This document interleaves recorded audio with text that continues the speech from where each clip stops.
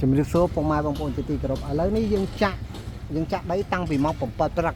ឥឡូវនេះរហូតមកដល់ឥឡូវនេះប្រហែលជាម៉ោងជប់ខ្ញុំសុំមើលម៉ោងសិនឥឡូវនេះយើងចាក់ដីនេះមកដល់ម៉ោង3ហើយពុកម៉ែបងប្អូនហើយថ្ងៃនេះយើងចាក់ដីស្អែកខាងស្អែកគឺយើងចាក់សាច់ប្រក្របឲ្យស្អាតតែម្ដងពុកម៉ែបងប្អូនដែលចង់បាននៅផ្ទះពិនិត្យ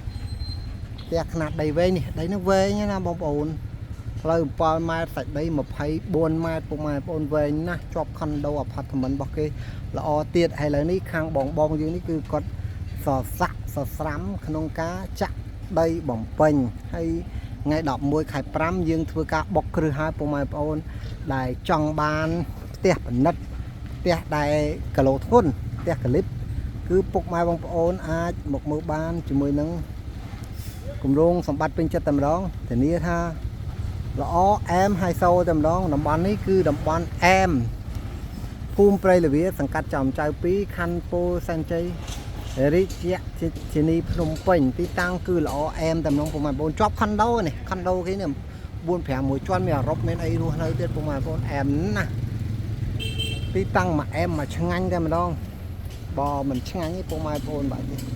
បីឲ្យខ្ញុំទីតាំងគឺអែមណាស់ទីតាំងនេះគឺ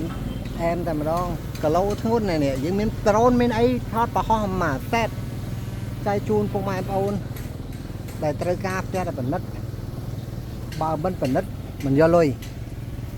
ទីតាំងបើមិនពិនិត្យអត់យកលុយពុកម៉ែដីនេះគឺថាល្អ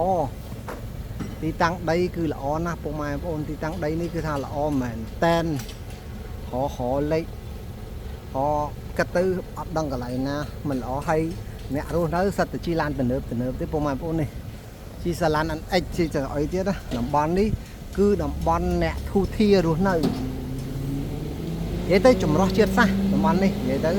គឺល្អតែម្ដងពុកម៉ែបងប្អូនដែលពេញចិត្តចង់មកផ្ទះប្រឌិតអាចមកមើលបានហើយនេះបងយើងនេះបងអបុលបងខាងឡានខាងអីគឺគាត់ធ្វើការរៀបចំចាក់ដីមកស្អាតចុចជូនពុកម៉ែបងប្អូនតែម្ដងបើបងប្អូនមានចំណាប់អារម្មណ៍អាចមកមើលបានជាមួយនឹងគម្រោងសម្បត្តិពេញចិត្តគឺថាល្អណាស់ល្អតែម្ដងពុកម៉ែបងប្អូនមានចំណាប់អារម្មណ៍គឺអាចមកមើលបានជាមួយនឹងបុរីសម្បត្តិពេញចិត្តគឺល្អឯកតែម្ដងពេញចិត្តគឺអាចមើលបានយើងមានរៀបចំផ្ទះដែលមានគុណភាពខ្ពស់មានប្រវែងវែងហើយការរៀបចំយើងស្ទើរតគឺល្អនេះមានភ្ញៀវគាត់មកមើលផ្ទះមើលអីមួយហើយពុកម៉ែបងប្អូននេះគឺមានភ្ញៀវមកមើលមួយហើយផ្ទះយើងគឺកលិបហៃសូពុកម៉ែបងប្អូន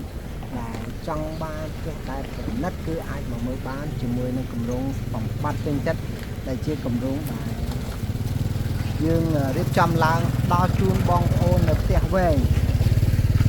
រោន2 36ហៀ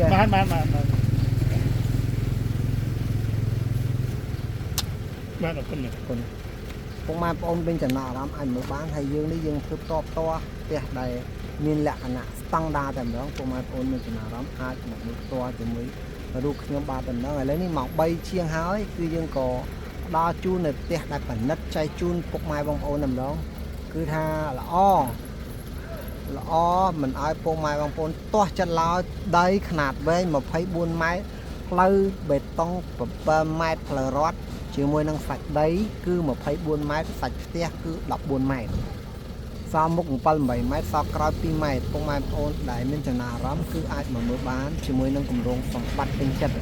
ដែលមានការរចនាម៉ូដដ៏ល្អដ៏ប្រណិតតែម្ដងអរគុណច្រើនសូមជម្រាបលា